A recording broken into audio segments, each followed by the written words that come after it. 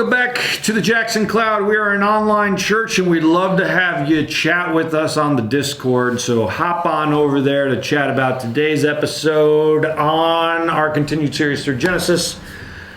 Olivia's already bored. She's not ready for it. I'm having a caffeine crash. I drank a whole pot of coffee before we started recording.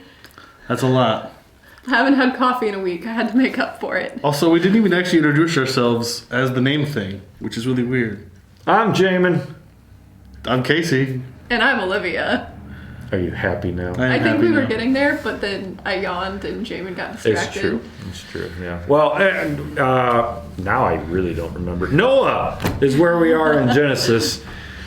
Let's talk about the story of Noah today. Did it happen? Did it not happen? So on and so forth. Well, okay, so she's making the face already. Okay, let's all pause for a moment and admit to this.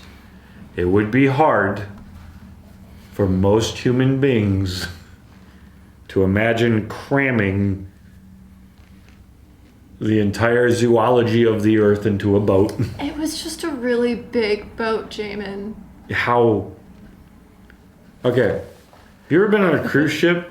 No. I'm trying to imagine if you could fit all that in a cruise ship, because those things are huge. It's also hard to imagine, the entire wildlife population when we probably don't know the entire wildlife population just off the top of our head. Probably not. Like, we imagine a lot of, farm animals on Noah's boat. Well, I do, because I grew up in the middle of nowhere in Michigan, so, farmland everywhere. But I mean, cruise ships are giant, though, Jamin. Have you been on one of the big ones? Yeah, so that's why I'm thinking. Yeah, but our technology is different now. Also true. Right, but even so, if they did make it big enough, I could see it happening. Well, have you seen the Noah's Ark Museum thing that's down in, what is it, Kentucky or Tennessee, wherever it's at? Heard of it, never been. Neither have I. I've only heard of it, but they tried to do an actual dimension size of it, but it's big enough to have 3 floors of people walking on it. All right. Well, so how many of each animal did we put on the ark? 2. Did we? Ish. Did we? I mean, there were 3 pigs. Take with you 7 pairs of all clean animals, the male and his mate, and a pair of the animals that are not clean, the male and his mate, and 7 pairs of the birds of the heavens, also male and female, to keep their offspring alive on the face of all the earth. So we need more of the animals we can use as food and less of the ones we don't need to, because 7 pairs are going in, but 7 pairs are not coming out. Maybe, but this is 2 to 3 families on a boat. So you're saying they need to eat. I'm not saying they're eating. They're probably not eating that many animals. And likely they could just be fishing for food.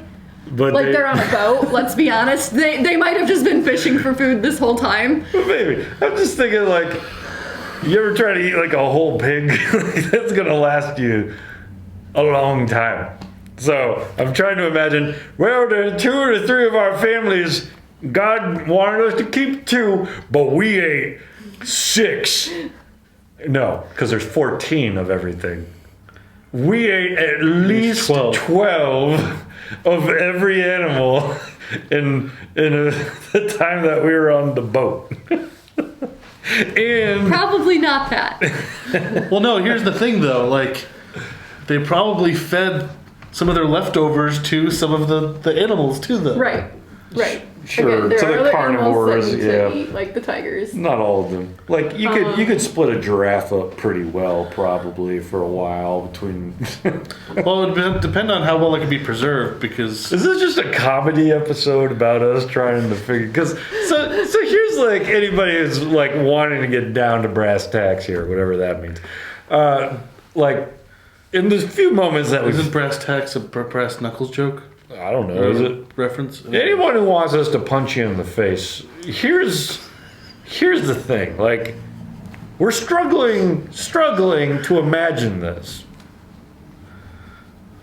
Right? Well, okay, part of the reason I'm struggling to imagine this is because I don't know how much a cubit is. Sure. I don't think it's probably even the size of a cruise ship. I mean, if modern technology has gotten us to cruise ship place, I doubt that this thing is that size. But since we're now wanting to know actual measurements, let's go ahead and pull it up.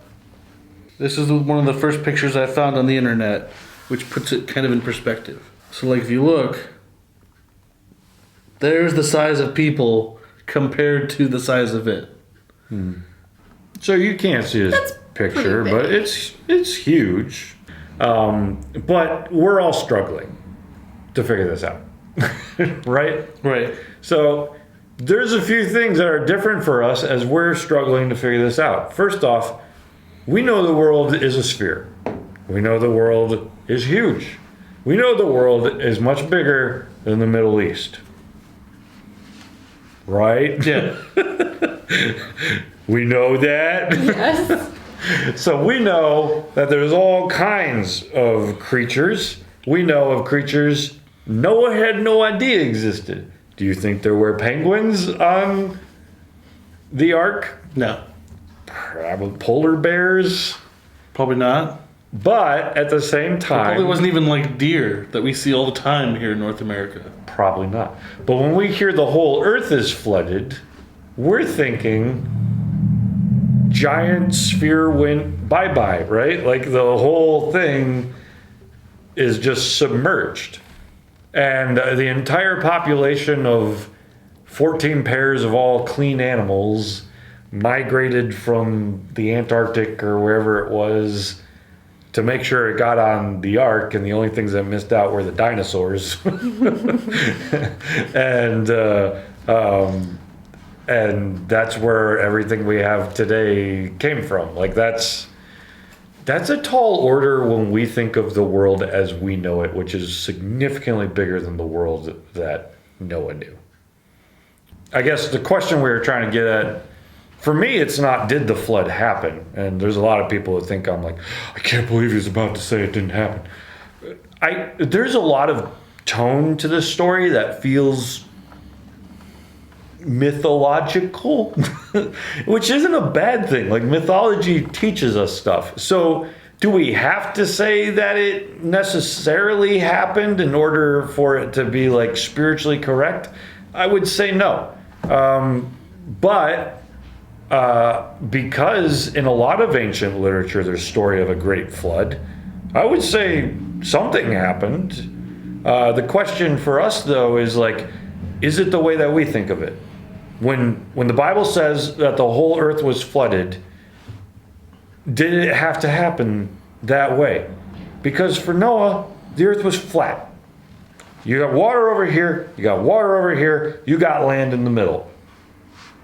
If the water covers the land,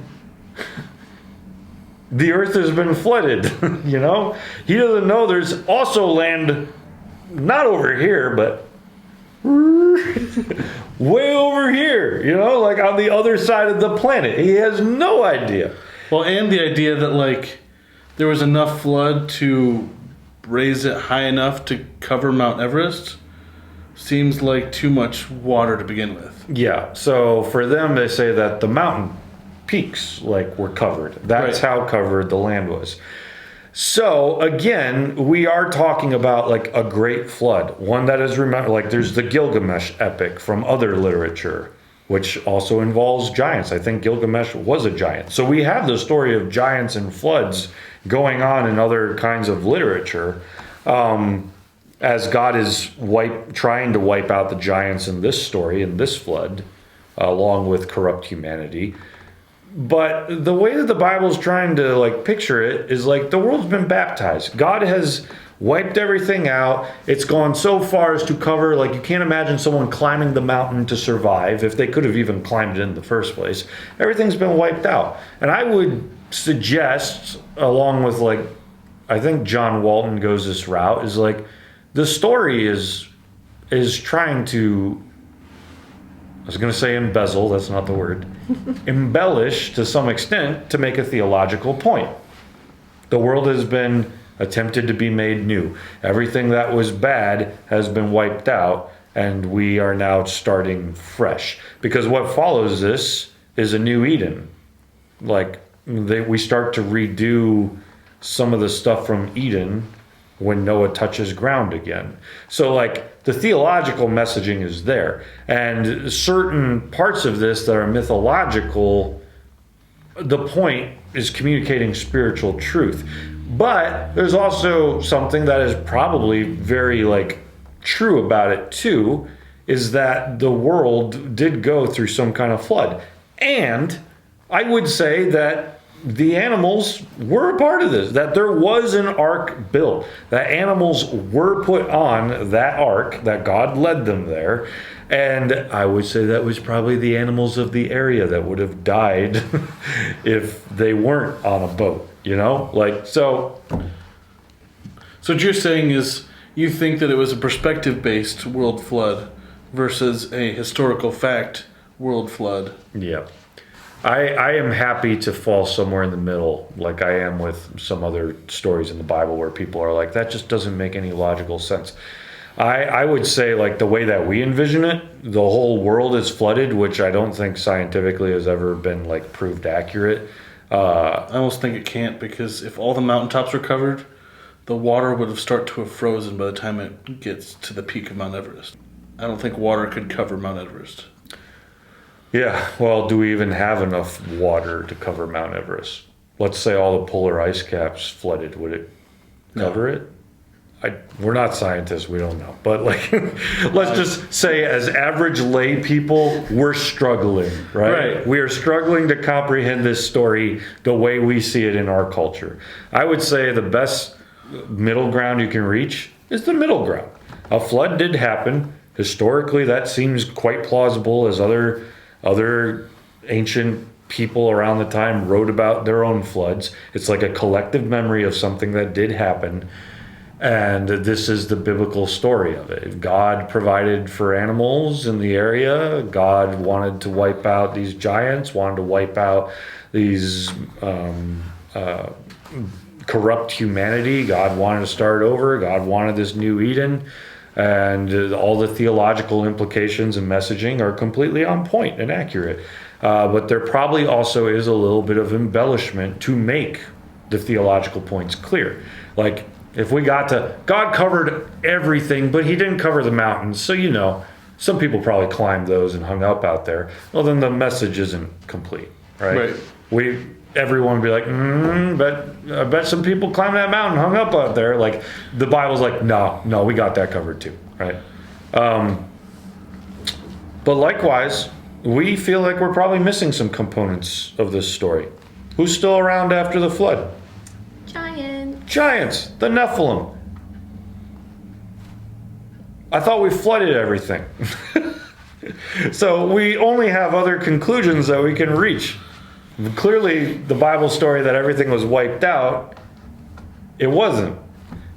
So the other things that we eventually have to conclude is, one, there was a giant that snuck onto the boat, or that part of Noah's family was a giant.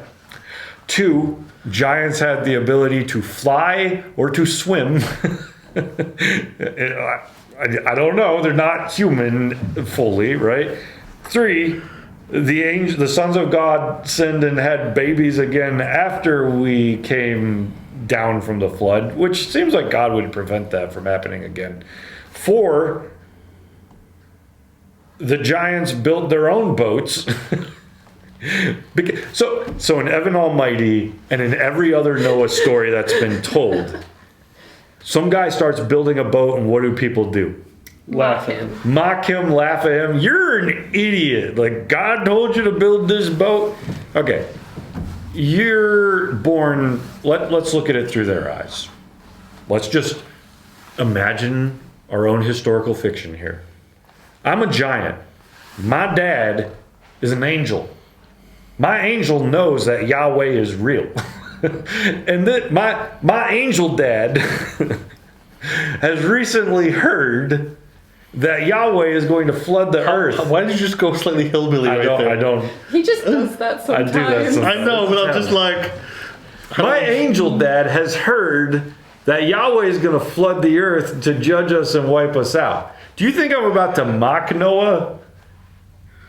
I'm probably... I gotta build a boat too. You know, like, that would be my first assumption. not mock. And so if you saw a man building a giant cruise ship and a bunch of animals walking to it unnaturally, your first conclusion is probably going to be, oh yeah, something's coming. We got to figure this out now, like pronto. So with all that being said, I think personally, your salvation is not based on did the flood happen in the way that it happened. I don't think there's any reason to write it off. I think there's enough reason to say this happened, but it's also embellishment. What I will say seems ludicrous to me, though, if I'm honest. This theme park you showed us, where Ken Ham is just so much of a proponent of saying everything in Genesis happened the exact way that it did, that I had to build a theme park to prove it. And I built Noah's Ark 2 code. Is it a cool place to probably go walk around and imagine? Yes. Is it a cool place to relive what did happen in some extent? Yes. Is it a bit ludicrous to make a point? Also, yes. If you have any other ideas or thoughts, or have any other scientific evidence you want to help us dig into this further, comment in the Discord linked down below. Or comment on the video below. Or Or hit that the too. like button. Or hit the subscribe button. There's also a notification button. Be sure to yoink the button. We can't yoink out of this every time.